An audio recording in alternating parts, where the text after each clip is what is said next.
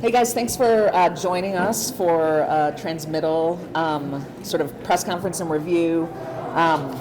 Wanted to start off by just saying that I'm really proud of our team. I think despite being in the minority, we were able to get some really important priorities through on tribal sovereignty.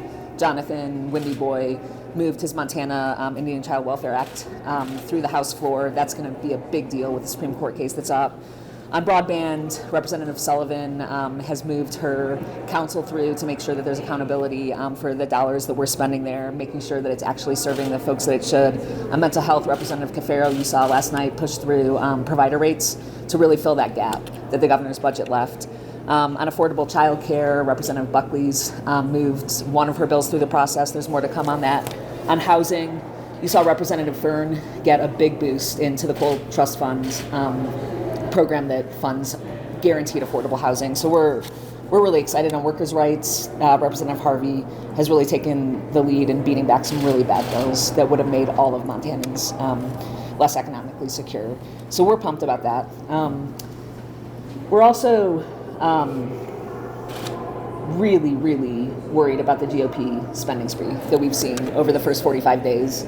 We got the sign printed 5 days ago, and in the 5 days since we ordered it, they spent another $600 million. So we probably should have splurged for a digital sign, but we didn't know, It's alarming, it's irresponsible, it's reckless. We've said it over and over again. We have a generational opportunity right now to invest in real problems in our communities, in childcare, in affordable housing, in things that we're hearing from businesses every day, from families every day that are real issues in their communities, and for permanent property tax relief, which the GOP refuses to consider seriously. So with that, I'm going to kick it over to Derek to talk a little bit about the first 45 days. Thanks, everyone. Happy to be here. We made it through the first 45 days. In these 45 days, we've seen war waged against Montana workers. Democrats came into this session vowing to defend the rights of our Montana workforce, and we've done that over these past 45 days. We've seen over 20 anti-worker bills brought by Republicans that go directly after the labor force in Montana. Montana labor showed up to defend themselves, and we stood shoulder to shoulder with them to defeat all 20 of these bills. Republicans keep trying to push right to work in the state of Montana. On Thursday, they tried it again on the floor, and we defeated it. But let me be clear, bills like this aren't Montana values. Heck, they're not even Republican Montana values, but yet their party bosses keep letting them push these agendas that would directly impact Montana families. These are Koch-backed groups that wander these hallways and push these radical agendas, and that's not Montana. That's not Montana values. Montana has a deep respect for workers, a deep history in that respect, and Democrats are here to always push back against any of those fights. Thank you.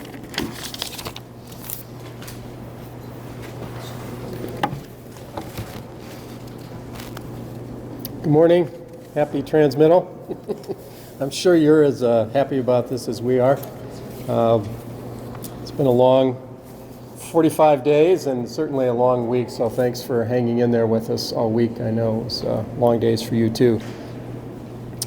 When I woke up this morning after sitting through hearing after hearing on the floor, on bill after bill, the thing that hit me more than anything is Republicans have become the party of big government.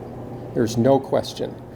They've grown the budget every year since they've been in control, which is really going back to the mid-90s with a couple limited exceptions. And year after year, they've grown it. This year, they've done this. Now it's $2.6 billion. That's big government.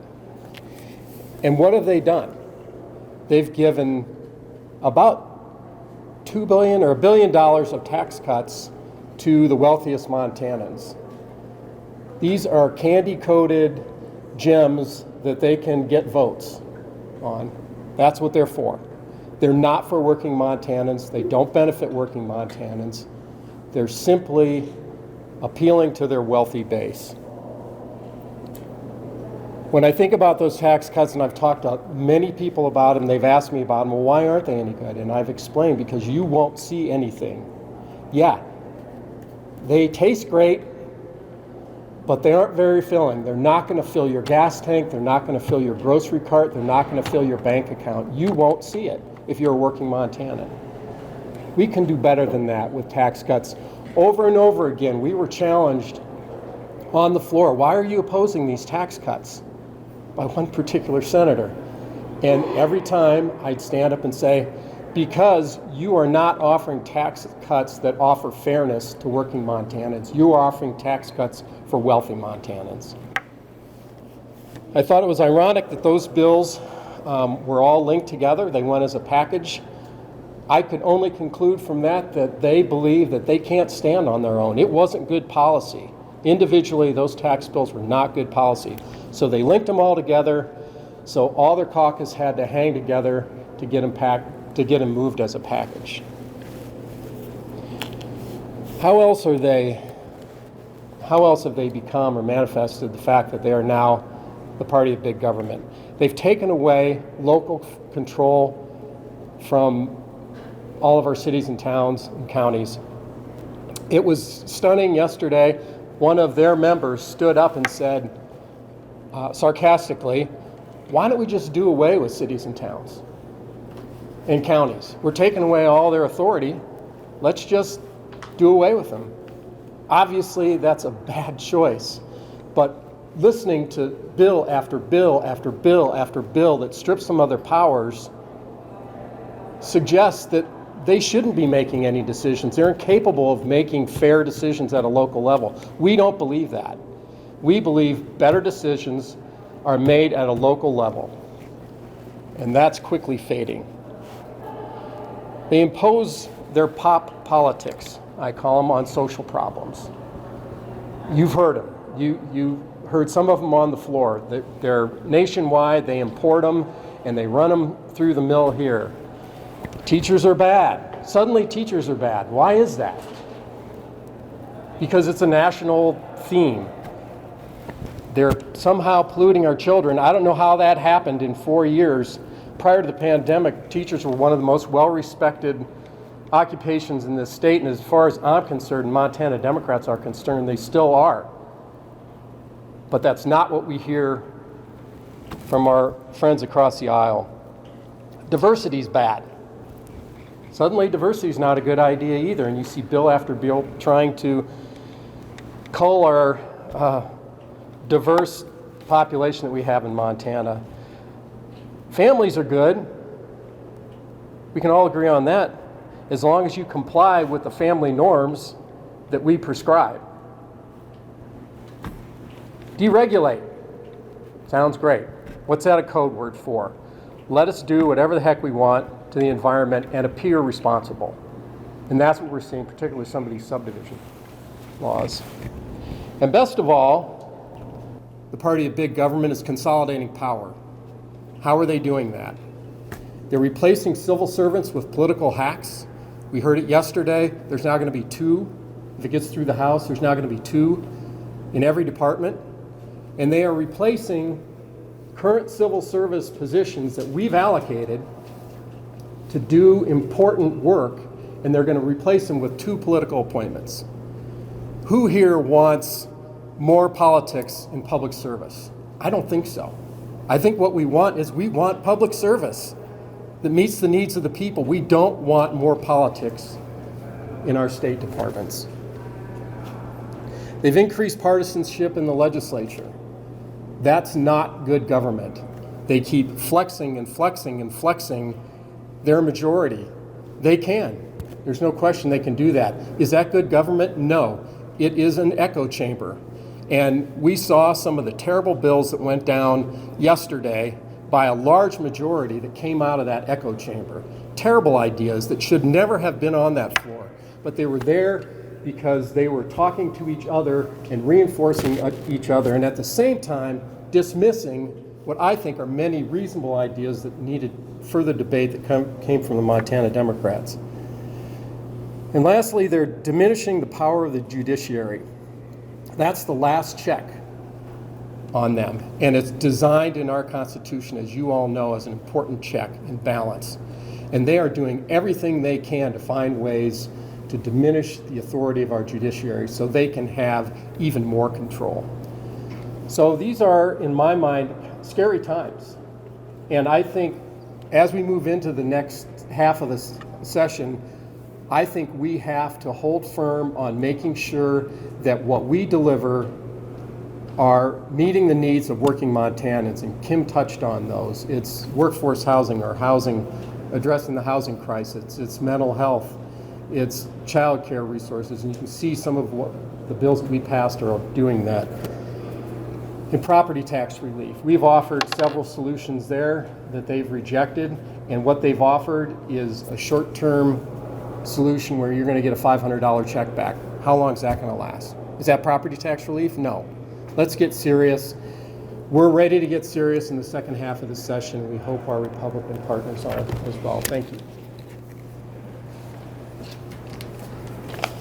Yeah, so we'll take your questions here in a second. I do want to point out that we don't understand what the Republicans' plan is to get out of this building in the next 45 days. That six-pack, those bills that are tied together, that $1 billion, that's going to land on the governor's desk here, and the clock starts ticking on the 10 days. What he should do is take the coordinating language off of that, send it back to us, stick it down in appropriations, and wait. Wait until we have a plan to invest in our communities, invest in our in the problems that we're seeing, invest in Montana families, and get out of here with a budget that makes sense, get out of here with tax relief that makes sense and is actually targeted at the people who need it, and putting some money away, saving it to make sure that we have it going forward. With that, we knocked down some bills yesterday that you might have questions about with bipartisan efforts, which was pretty fun. It felt good to leave the building, defeating a couple bills to make the judge races partisan, and ideas that I don't think Montana's like. And so if you have any questions about any of that, let's go. I'm curious about the coalitions that you have been able to do things with. It seems like we're seeing some traditional ones with a lot of Republicans, but then also some like typically non-allies for the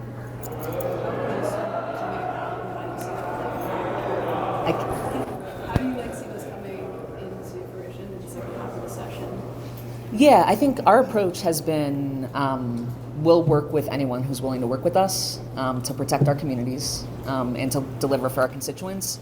And that's been sort of all brands of Republicans. I think that we've had success defeating some bills with some of our sort of traditional allies, and we've had some success defeating bills with folks that we haven't worked that much with in the past. But I think we've been clear from day one.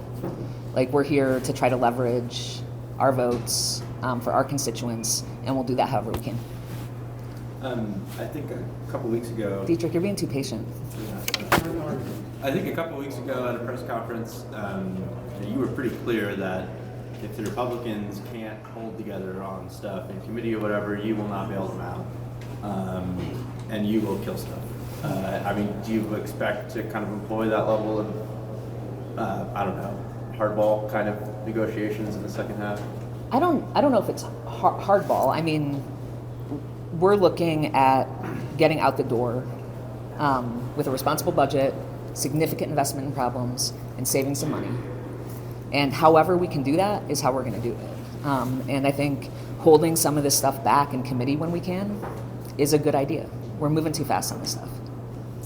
Is there any world in which some of these same tactics can be used to kill things like SB 99 when it comes to the floor, 458 out of the Senate side, even when that gets out of committee, abortion, drag, et cetera, et cetera. It seems like the traditional coalition has pretty much left you guys hanging on the social issue stuff.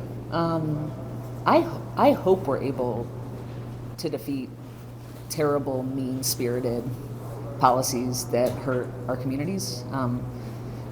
I think that we're talking to the right people on that.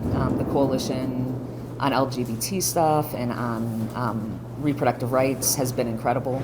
They've taken up a lot of space in this building. They've told the story of their community. They've done a good job. I think that sets us up to be able to defeat stuff that has a really negative impact. Dietrich. This is actually for Senator Flowers. Your comments about this 2.6 billion number and how it's not helping lower and middle income families. The biggest chunk of that, I think, is a $480 million, I believe, the income tax rebates. And if I understand those correctly, they'll wipe out basically a full years of state tax income liability for a lot of lower and middle income families. If I'm correct about that, isn't that helping the people that you're saying aren't being helped by the Republican policies? Good question, Eric.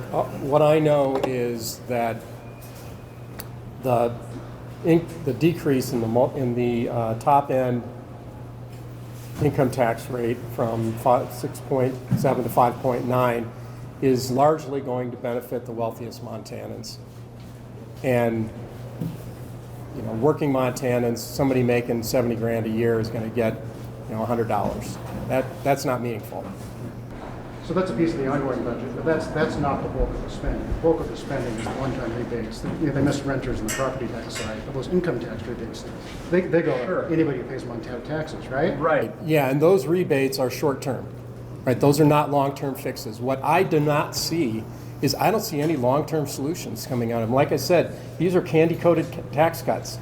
You get checks in the mail. It's great. You're happy for 2 weeks. And then you're back to figuring out how you're going to pay your bills. And we don't see any meaningful long-term tax relief. It's stunning to me.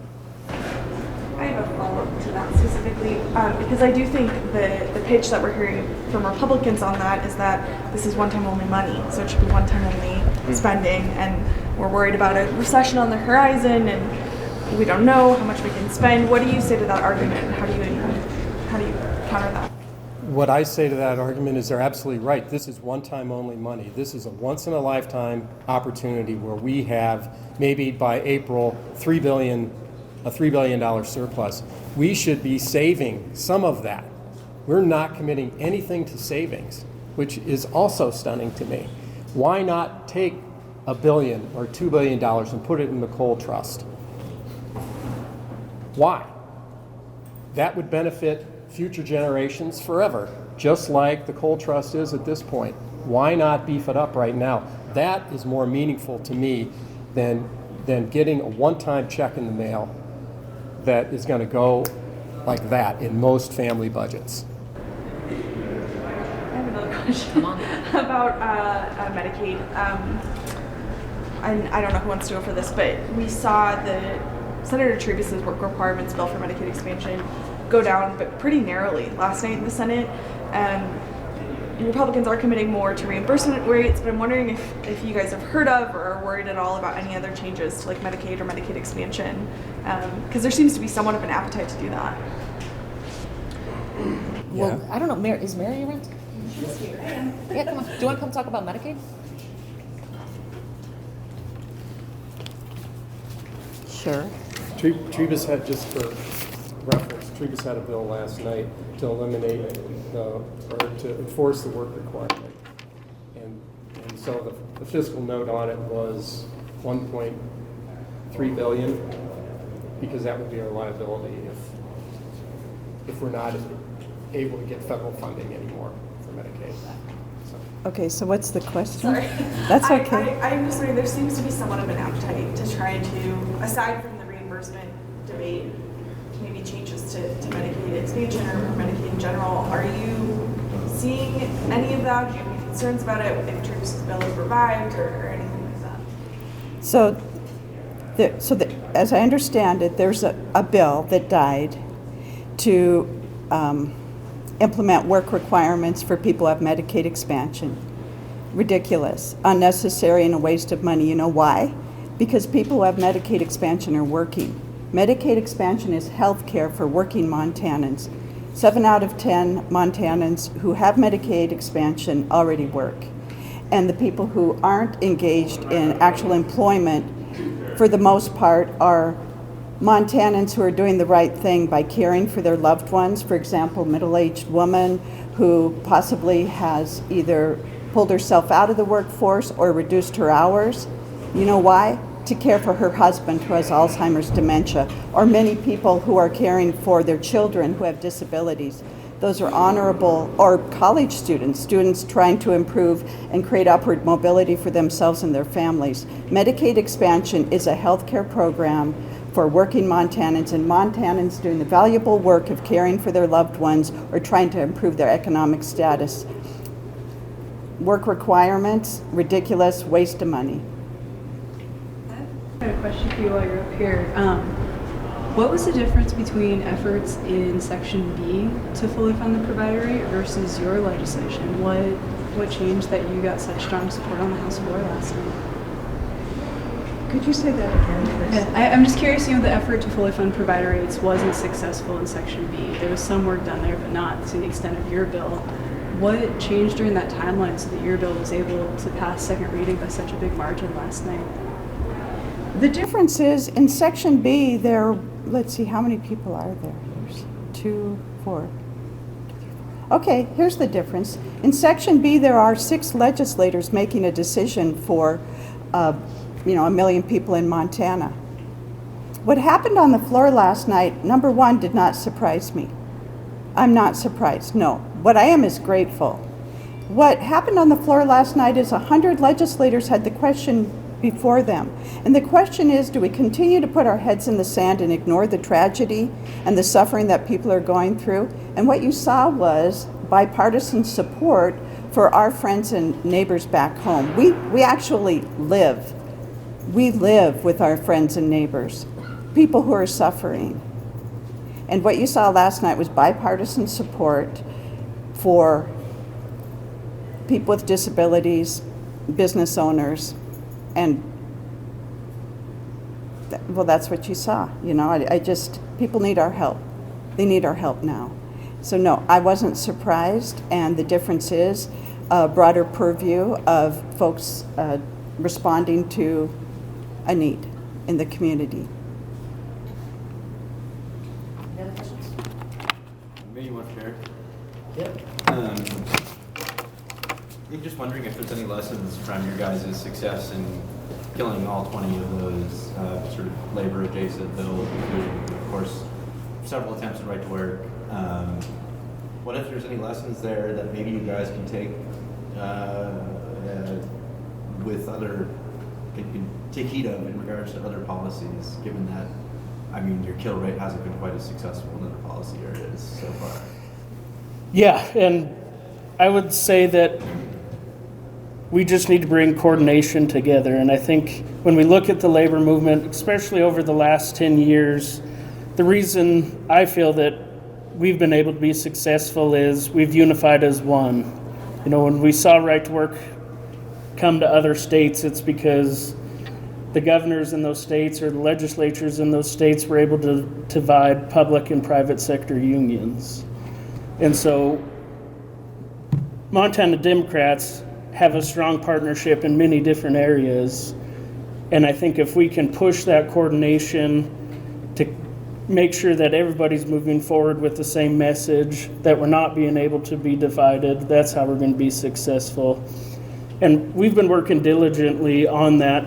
We've been working with many of our partner groups to help bring some of that coordination together so we can in the future be successful, kind of following after that model. So. Cool. Anybody else? I just asked, looking ahead, you have, more transmittal deadline up, but then you also have, the constitutional referendum issue coming up too. We haven't seen much of that early. Are there anything in particular you believe is going to be coming that you're looking out for there? I think that we haven't seen the constitutional referrals get introduced because Montanans really like their constitution, and there's some nervousness about the GOP tinkering with it. That would be my guess. You can ask those guys why they haven't introduced them. There's a lot of them, and they've been ready for delivery for quite some time. So We heard that there will be a referendum referral coming to allow for gubernatorial appointment Supreme Court, which is something that a lot of states, neither party have. And I can see an argument, even coming from people like the Judges Association, that would be a way to get money out of judicial elections and partisan influence out of judicial elections. I'm wondering what you guys think about, what you think about that idea at least.